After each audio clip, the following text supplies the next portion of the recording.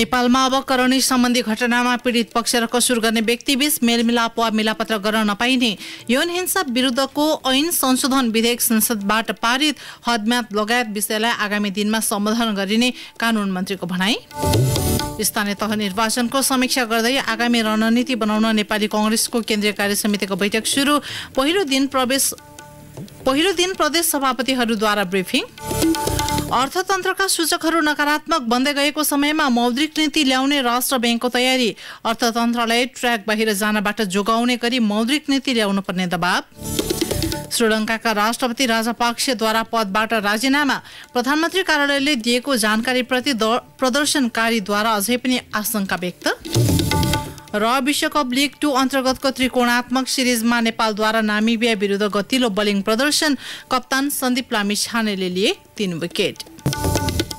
नमस्कार, कान्तिपुर डायरीका साथमा साथी पूजनी र म पार्वता। समाचार विस्तारमा। नेपालमा अब करणी सम्बन्धी घटनामा पीडित पक्ष र कसुर गर्ने व्यक्तिबीच मेलमिलाप वा मिलापत्र गराउन नपाइने भएको छ। घटनाका पीडितको परिवारलाई डर र धम्की दिएर कसुर गर्ने व्यक्ति र पीडित पक्षबीच मेलमिलाप वा मिलापत्र गराउन नपाइने विधेयक प्रतिनिधि सभाले आज पारित गरेको छ। प्रतिनिधि सभाको आज पारित भएको विधेयकमा भनिएको छ, करणी सम्बन्धी कसुर भएपछि कसुर गर्ने व्यक्ति र पीडित बीच मेलमिलाप वा मिलापत्र गराउन वा त्यसका लागि दबाब दिन वा प्रभावमा पार्न हुँदैन। त्यस्तै पीडित वा उनीहरूले परिवारलाई कुनै प्रकारको डर धम्की दिई वा कर कापमा पारेर कुनै किसिमको लेनदेन गरी वा नगरी त्यस्ता कसुरमा उजुरी नगर्ने र जाहेरी नदिने अवस्था सृजना समेत गर्न नपाइने प्रावधान राखिएको छ। सांसदहरूले भने करणी सम्बन्धी कसुरमा उजुरी दिनका लागि हदम्याद राख्न नहुने भन्दै विधेयकले सो विषय नसमेटेको भन्दै आपत्ति जनाएका छन्। सांसदहरूले उठाएको प्रश्नको जवाफ दिँदै कानून मन्त्री गोविन्द शर्मा कोइरालाले हदम्याद लगायत विषयलाई आगामी दिनमा सम्बोधन गरिने बताउनुभयो। केही गम्भीर कुराहरू आएका छन्, यसको अध्ययन सरकारले थालेको छ। त्यो अध्ययन गर्न दिउँ सरकारलाई।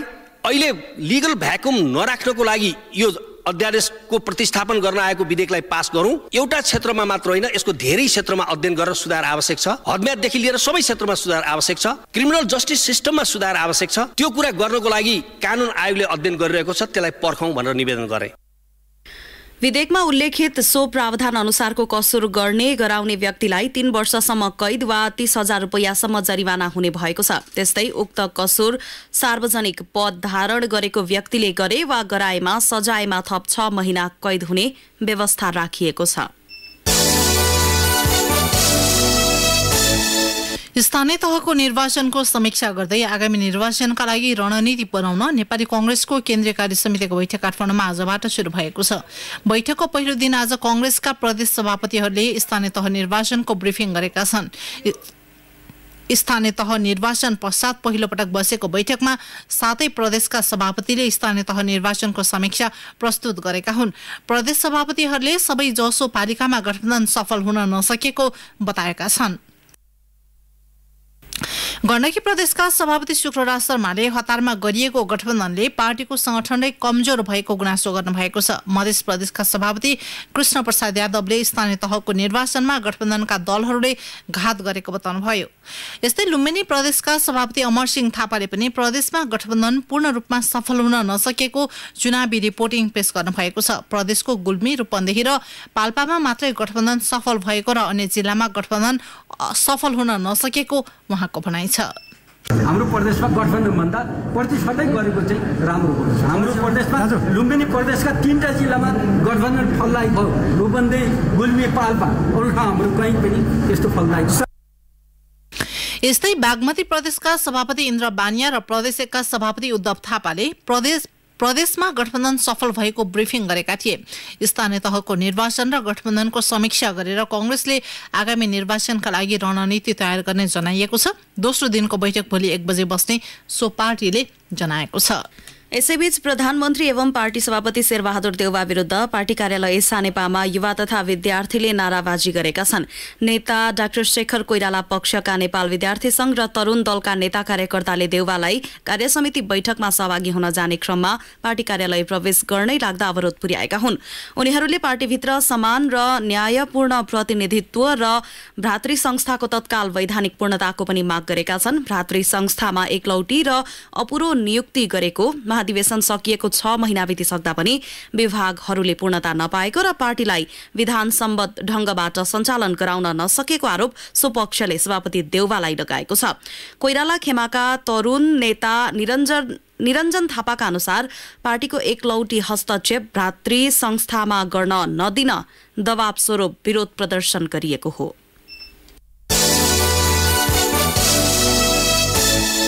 काठमाडौँ उपत्यकाको सुरक्षा व्यवस्था हेर्ने सहितको अधिकार संघीय प्रहरीले नै पाएको छ। सरकारले नेपाल प्रहरी र प्रदेश प्रहरीको कार्य सञ्चालन, सुपरिवेक्षण र समन्वय ऐन संशोधन गर्दै काठमाडौँ, ललितपुर र भक्तपुर जिल्लामा प्रदेश प्रहरीको नियमित कार्य सम्पादन र कसुरको अनुसन्धान नेपाल प्रहरीले गर्ने व्यवस्था गरेको हो।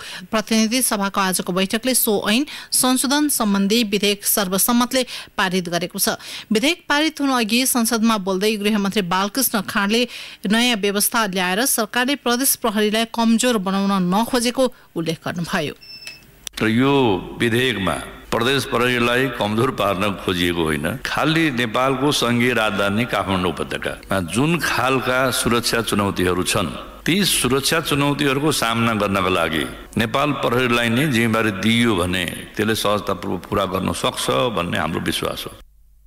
प्रदेश प्रहरीको जिम्मेवारी संघीय प्रहरी मातहत आएपछि काठमाडौँ, ललितपुर र भक्तपुर जिल्लामा नेपाल प्रहरीकै कार्यालयबाट कार्य सम्पादन हुने व्यवस्था गरिएको छ। संशोधित विधेयकमा प्रतिपक्षी एमाले समेत समर्थन जनाएको छ। यसै प्रदेश सरकारका मन्त्रीहरूले भने प्रदेश प्रहरीको अधिकार कटौती गर्न लागि भन्दै आपत्ति जनाएका थिए। नेपाल प्रहरीका लागि हतियार खरिद गर्ने सरकारको तयारीप्रति प्रतिपक्षी एमाले आपत्ति जनाएको छ। विदेशी मुद्राको सञ्चित घटेको भन्दै उपभोग्य वस्तुको आयातमा नियन्त्रण गरिएका बेला सरकारले 84 करोड रुपैयाँको हतियार किन्ने प्रक्रिया थालेपछि प्रतिपक्षी दलले संसदमा विरोध जनाएको हो। प्रतिनिधि सभाको आजको बैठकमा बोल्दै एमाले सांसद नवराज सिलवालले मुलुकको अर्थतन्त्र तहस नहस भएको बेलामा रकमान्तर गरेर हतियार किन्न लागि भन्दै आपत्ति जनाउनुभयो। र अहिले नेपाल प्रहरीलाई यो ढंगको हतियार आवश्यक हुने हो कि होइन, नेपाल प्रहरीसँग यसको नीड असेसमेन्ट गरिएको छ कि छैन। जति बेला पनि यहाँ बिचौलियाहरूलाई पैसा चाहिने हुन्छ, राजनीतिक शक्तिमा रहेका मानिसहरूलाई पैसा चाहिने हुन्छ, त्यतिखेर यस्ता हतियारका काण्डहरू घट्ने गरेका छन्। इतिहासमा पनि विगतमा पनि यस्ता घटनाहरू भएका छन्। यस्ता घटनाहरूमा बिचौलियाहरूले आफै फाइल खडा गर्छन्, सप्लायरहरूसँग कन्ट्र्याक्ट गर्छन्, तपाईँ यो फाइललाई सदर गरेर माग बनाएर अर्थ मन्त्रालयमा पठाउनुहोस् भन्ने ढंगले पठाइकन त्यसरी चाहिँ विभिन्न प्रकारले चाहिँ षड्यन्त्र गरिकन घोटाला गर्ने खालका इतिहास पनि छन्। एमाले बिचौलियाको प्रभावमा परेर राजनैतिक नेतृत्वले आर्थिक लाभका लागि हतियार किन्न खोजिएको आरोप लगाएको छ। सांसद सिलवालले बिचौलियाको प्रभावमा हतियार किन्ने गरिएको दावी समेत गर्नुभयो। र अहिले नेपाल प्रहरीलाई यो ढंगको हतियार आवश्यक हुने हो कि होइन, नेपाल प्रहरीसँग यसको नीड असेसमेन्ट गरिएको छ कि छैन। जति बेला पनि यहाँ बिचौलियाहरूलाई पैसा चाहिने हुन्छ, राजनीतिक शक्तिमा रहेका मानिसहरूलाई पैसा चाहिने हुन्छ, त्यतिखेर यस्ता हतियारका काण्डहरू घट्ने गरेका छन्। इतिहासमा पनि विगतमा पनि यस्ता घटनाहरू भएका छन्। यस्ता घटनाहरूमा बिचौलियाहरूले आफै फाइल खडा गर्छन्, सप्लायरहरूसँग कन्ट्र्याक्ट गर्छन्, तपाईँ यो फाइललाई सदर गरेर माग बनाएर अर्थ मन्त्रालयमा पठाउनुहोस् भन्ने ढंगले पठाइकन त्यसरी चाहिँ विभिन्न प्रकारले चाहिँ षड्यन्त्र गरिकन घोटाला गर्ने खालका इतिहास पनि छन्। हतियार खरिदका लागि नेपाल प्रहरीले असाढभित्र प्रतिपत्र खोल्ने तयारी गरेको बताइएको छ। कान्तिपुर डायरीमा अब ब्रेकको पालो। कान्तिपुर डायरीमा अब बाँकी प्रसङ्ग। नेपाल भ्रमणमा आएका चिनिया कम्युनिस्ट पार्टी सीपीसीका विदेश विभाग प्रमुख लिउ जियान चाउले आज माओवादी केन्द्रका अध्यक्ष पुष्पकमल दाहालसँग भेटवार्ता गर्नुभएको छ। ललितपुरको खुमलटारी स्थित दाहाल निवास पुगेका सीपीसीका विदेश विभाग प्रमुख लिउ र दाहालबीच द्विपक्षीय हितका बारेमा छलफल भएको दाहालको सचिवालयले जनाएको छ। चिनिया प्रतिनिधि मण्डलको नेतृत्व गर्दै 4 दिने भ्रमणमा आएका लिउले आज बिहान सुन्दरी जल स्थित बीपी संग्रहालयको अवलोकन गर्नुभएको थियो। यस्तै भोलि नेकपा एमालेका अध्यक्ष केपी शर्मा ओली, नेकपा एकीकृत समाजवादीका अध्यक्ष माधवकुमार नेपाल र नेता झलनाथ खनालसँग भेटवार्ता गर्ने तय भएको छ। नेता लिउले भ्रमणको पहिलो दिन हिजो प्रधानमन्त्री शेरबहादुर देउवासँग भेटवार्ता गर्नुभएको थियो। नेपालले अमेरिकी सहयोग परियोजना मिलेनियम च्यालेन्ज कर्पोरेसन MCC सँगको सम्झौता पारित गरेपछि चीनबाट भएको यो दोस्रो उच्च तहको भ्रमण हो।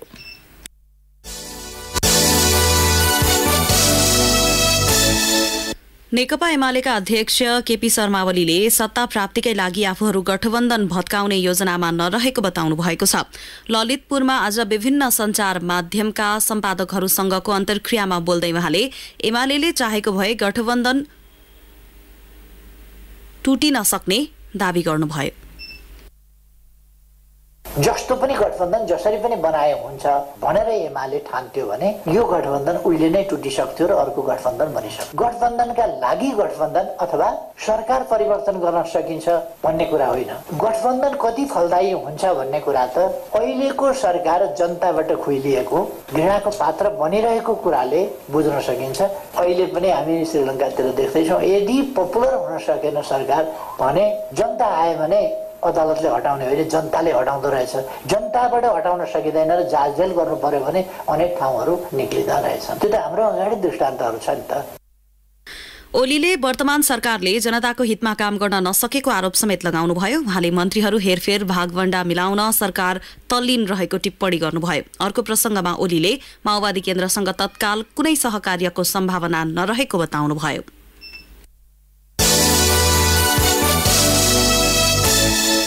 नेपालमा पछिल्लो पटक 168 जनामा कोरोना संक्रमण पुष्टि भएको छ। स्वास्थ्य तथा जनसङ्ख्या मन्त्रालयले 3020 जनामा गरेको नमुना परीक्षणबाट सो संख्यामा संक्रमण पुष्टि भएको जनाएको छ।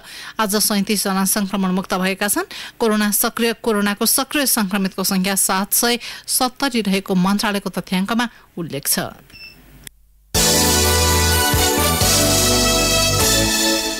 राष्ट्रिय परीक्षा बोर्डले यो वर्षको माध्यमिक शिक्षा परीक्षा SAE को परीक्षाफल आगामी श्रावण पहिलो साता सार्वजनिक गर्ने जनाएको छ। उत्तर पुस्तिका जाँच पश्चात रुजु लगायतका प्राविधिक काम बाँकी रहेकाले श्रावणको पहिलो साता मात्र नतिजा प्रकाशनको तयारीमा रहेको बोर्डका अध्यक्ष महाश्रम शर्माले बताउनुभयो। गत वैशाखमा भएको परीक्षामा करिब 5 लाख परीक्षार्थी सहभागी छन्। परीक्षा लगत्तै भएको स्थानीय तहको निर्वाचन व्यवस्थापनका लागि कर्मचारी खटिएका कारण नतिजा प्रकाशनमा ढिला भएको अध्यक्ष शर्माको भनाइ छ। कोरोना संक्रमण जोखिमका कारण यसअघि 2 वर्ष परीक्षा रोकिएको थियो।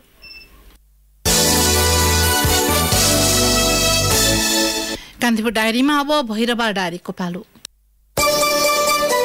भैरवा डायरीबाट माधव ढुङ्गानाको नमस्कार। कोभिड संक्रमण जोखिमको हट स्पट मानिने रूपन्देही जिल्ला अब छिट्टै कोभिड-19 को पूर्ण खोप जिल्ला बन्ने क्रममा छ। कोभिड-19 को पूर्ण खोप जिल्ला घोषणाका लागि जिल्ला खोप समिति, स्वास्थ्य कार्यालय, पालिकामा रहेका स्वास्थ्य चौकी लगायतका सबै निकाय अन्तिम तयारीमा जुटेका छन्। स्वास्थ्य कार्यालय रूपन्देहीका प्रमुख गौरव ढकालले कोभिड विरुद्ध 2 डोज खोप लगाइसकेपछि पूर्ण खोप मान्न सकिने र रूपन्देहीमा 2 डोज खोप सबैले लगाइसकेको बताउनु। लुम्बिनी, कर्णाली, सुदूरपश्चिम प्रदेश र गण्डकी प्रदेशको स्याङ्जा र नवलपुर जिल्लामा समेत मल उपलब्ध गराउने जिम्मेवारी रहेको कृषि सामग्री कम्पनी लिमिटेड प्रादेशिक कार्यालय भैरवाको मल खाद राख्ने गोदाम रित्तै छन्। यस कार्यालयमा युरिया मल त गत माघ महिनादेखि नै सकिएको छ। किसानले खेतीको सिजनमा मल पाएका छैनन्। मलको अभाव भएपछि भारतीय सीमा क्षेत्रका नेपाली किसानले भारतबाट लुकी छिपी मल किनेर ल्याउनु वर्षौंको नियति नै बनेको छ।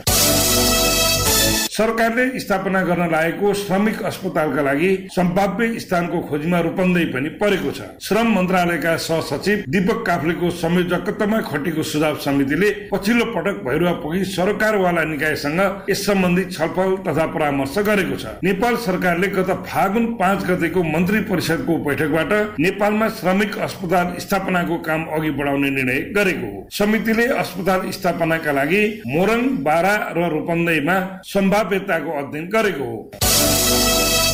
रात्रिकालीन समयमा नगरको सौन्दर्यता बढाउन र उज्यालो सहरको रूपमा स्थापित गर्न भैरवामा स्मार्ट स्ट्रीट लाइट जडान हुने भएको छ। नगरको विभिन्न चोक र सडकहरूमा स्मार्ट स्ट्रीट लाइट जडानका लागि सिद्धार्थनगर नगरपालिका र नेपाल विद्युत प्राधिकरण बीच सम्झौता पत्रमा हस्ताक्षर भइसकेको छ। नगर क्षेत्रमा जडान हुने लाइटहरू विद्युत प्राधिकरणको 60% र नगरपालिकाको 40% लगानीमा रहने सिद्धार्थनगर नगरपालिकाका प्रमुख प्रशासकीय अधिकारी तुलसीराम मरासिनेले बताउनु भयो। भैरवा डायरी आजलाई यति नै। माधव ढुङ्गानालाई बिदा दिनुहोस्। नमस्कार। जिल्ला डायरीपछि कान्तिपुर डायरीमा पुनः ब्रेकको पालो। ब्रेकपछि कान्तिपुर डायरीमा अब आर्थिक प्रसङ्गमा कान्तिपुर सविस्तार। कान्तिपुर सविस्तार।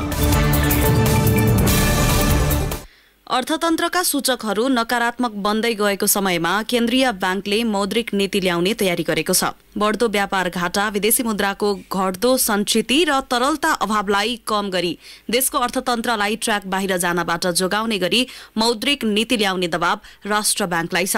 आर्थिक स्थायित्व केन्द्रित मात्रै होइन, उद्योगी, व्यवसायी, लगानीकर्ता र आम उपभोक्ताले ठूलै आश गरेका बेला कस्तो मौद्रिक नीति आउनु पर्ला त? समष्टिगत आर्थिक स्थायित्व कायम गर्दै आर्थिक क्रियाकलापको विस्तार नै केन्द्रीय ब्याङ्कले ल्याउने तयारी गरेको मौद्रिक नीतिको प्राथमिकता हुनुपर्छ। अप्ठ्यारो अवस्थामा रहेको अर्थतन्त्रमा वित्तीय स्थायित्व, आगामी वर्षको बजेटमा लक्षित 8% को आर्थिक वृद्धि प्राप्तिमा सहयोग पुग्ने र मूल्य वृद्धिलाई वाञ्छित सीमाभित्र राख्नुपर्ने चुनौतीलाई मौद्रिक नीतिले चिर्ने अपेक्षा धेरैको छ। कोरोना महामारीका कारण गएको 2 वर्ष खुकुलो मौद्रिक नीति ल्याएको राष्ट्र ब्याङ्कलाई यसपटक कोभिडको संक्रमणकालीन सँगै बढ्दो व्यापार घाटा, वैदेशिक मुद्राको सञ्चितिमा आएको व्यापक गिरावटका साथै चुलिदो मूल्य वृद्धि नियन्त्रणमुखी नीति ल्याउने दबाव छ।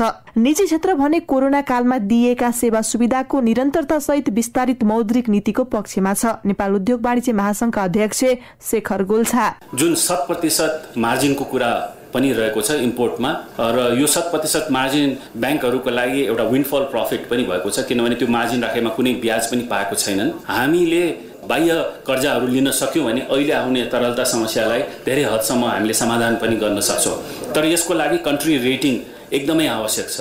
उत्पादन बढाएर मुलुकको बढ्दो व्यापार घाटा र शोधनान्तर घाटा कम गर्ने नीति आवश्यक रहेको निजी क्षेत्रको ठम्याइ छ। कर्जा निक्षेप अनुपात सीडी रेसियोमा परिमार्जन, स्थानीय तहमा अनुदानका रूपमा जाने रकमलाई निक्षेपका रूपमा अल्पकालका लागि 100% र दीर्घकालीन रूपमा 80% गणना गर्ने व्यवस्थाको निरन्तरता दिने जस्ता सरल उपाय अपनाउन पनि निजी क्षेत्रले माग गरेको छ। नेपाल चेम्बर अफ कमर्सका वरिष्ठ उपाध्यक्ष कमलेश कुमार अग्रवाल। मौद्रिक नीतिमा 2% सम्म भनेर 2 करोड रुपियाँसम्मको मात्रै लिमिट थियो। अब सबै नीतिमा, सबै लगानीमा 2% अधिकतम बेस रेट भन्दा माथिको प्रिमियम राख्नु पर्यो। धेरै ब्याङ्कहरूले 5-6% बेस रेटबाट माथि जोडेर लिइरहेको अहिलेको अवस्था छ। नभए लोनै दिँदैन, के गर्ने हो? आयात नियन्त्रण भन्दा पनि आयात व्यवस्थापनमा जाऊ। राष्ट्र ब्याङ्कले चालु आर्थिक वर्षको मौद्रिक नीतिबाट कर्जा स्रोत परिचालन अनुपात सीसीडी रेसियो खारेज गर्दै 90% कर्जा निक्षेप अनुपात सीडी रेसियो कार्यान्वयनमा लैजाने जनाएको थियो। 90% को सीडी रेसियोलाई 95% पुर्याउनु पर्ने माग ब्याङ्क तथा वित्तीय संस्थाहरूले एक स्वरमा उठाएका छन्। यसबाट उपलब्ध हुने स्रोतलाई उत्पादनमूलक क्षेत्रमा लगानी विस्तार गर्नका लागि प्रोत्साहन सहित आवश्यक नीतिगत व्यवस्था गर्नुपर्ने ब्याङ्क तथा वित्तीय संस्था परिसंघ नेपाल सिबिफिनका अध्यक्ष पवन गोल्यान बताउँछन्। रेमिटेन्सलाई प्रोडक्टिभ सेक्टरमा र सञ्चितिमा लानुपर्ने हो, यो एउटा ठुलो पोइन्ट हो। अर्को चाहिँ अबको लगानी, यो सीसीडी रेसियोबाट या सीडी रेसियोबाट आउने लगानी चाहिँ प्रोडक्टिभ सेक्टरमा हुनुपर्छ, ट्रेडिङमा चाहिँ रोकिनुपर्छ भन्ने चाहिँ हाम्रो दोस्रो सजेसन हो। र तेस्रो चाहिँ डुअल इन्ट्रेस्ट रेट हुनुपर्छ, जसले चाहिँ प्रोडक्टिभ सेक्टर बाँच्न सकोस्। कोरोना महामारीका बेला दिएको छुट र सहुलियत कटौती गर्दै प्री कोभिडकै अवस्थामा लैजाने तयारीमा केन्द्रीय ब्याङ्क छ। कोभिड महामारीका बेला 4%बाट 3% कायम गरिएको अनिवार्य नगद मौजदात सीआरआर र वैधानिक तरलता अनुपात एलएसआर बढाउने राष्ट्र ब्याङ्कको तयारी छ। चुनौतीपूर्ण अवस्थामा रहेको अर्थतन्त्रलाई ट्र्याकमा ल्याउने गरी मौद्रिक नीति आउने गभर्नर महाप्रसाद अधिकारी बताउँछन्। इकोनोमी अलिकति असजिलो भएको बेलामा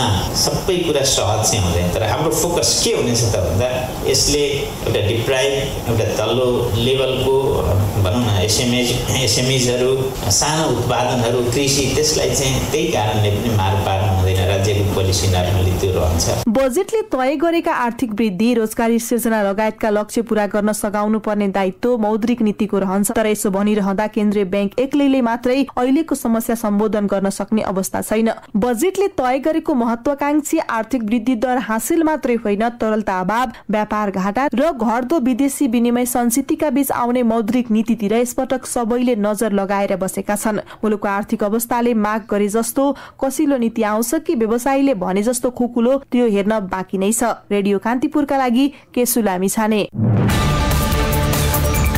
कान्तिपुर सविस्तार।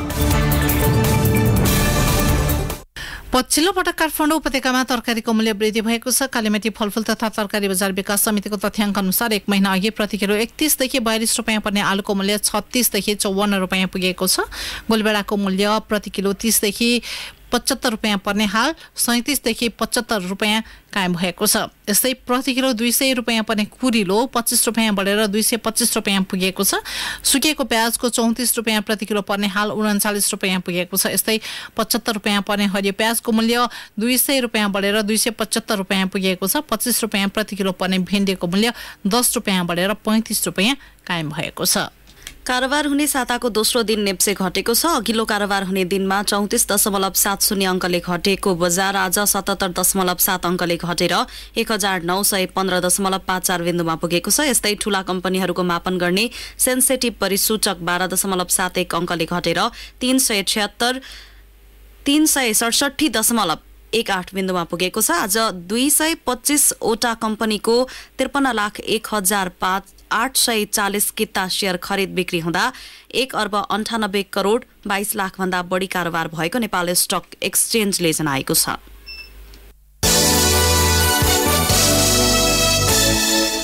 अब अन्तर्राष्ट्रिय प्रसङ्ग। श्रीलङ्काका राष्ट्रपति गोटाबाया राजपक्षको राजीनामा दिने त्यहाँको प्रधानमन्त्रीको कार्यालयले पुष्टि गरेको छ।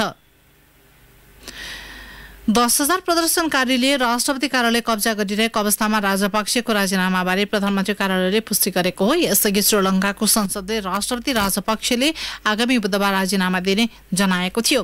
तथापि पदत्याग गर्ने सम्बन्धमा उहाँले सार्वजनिक रूपमा घोषणा भने नगरेको बीबीसीले उल्लेख गरेको छ। श्रीलङ्कामा चरम आर्थिक सङ्कट निम्त्याएको भन्दै सर्वसाधारणले गत शनिबारदेखि राष्ट्रपति भवन कब्जामा लिएका छन्। प्रदर्शनकारीले राष्ट्रपति भवन कब्जामा लिनु अगावै राजपक्षे नौसेना जहाज मार्फत समुद्रमा रहेको अन्तर्राष्ट्रिय सञ्चार माध्यमले जनाएका छन्। राजपक्षका दायी पूर्व प्रधानमन्त्री महिन्दा राजपक्षे पनि नौसेनाको ब्यारेकमा शरण लिइरहेका छन्। मुलुकको अर्थव्यवस्थाको खराब व्यवस्थापन गरेको, खाद्यान्न, इन्धन र औषधिको महिनौदेखि जारी सङ्कट समाधानका लागि कुनै प्रयास नगरेको आरोप राष्ट्रपतिमाथि लगाइएको छ।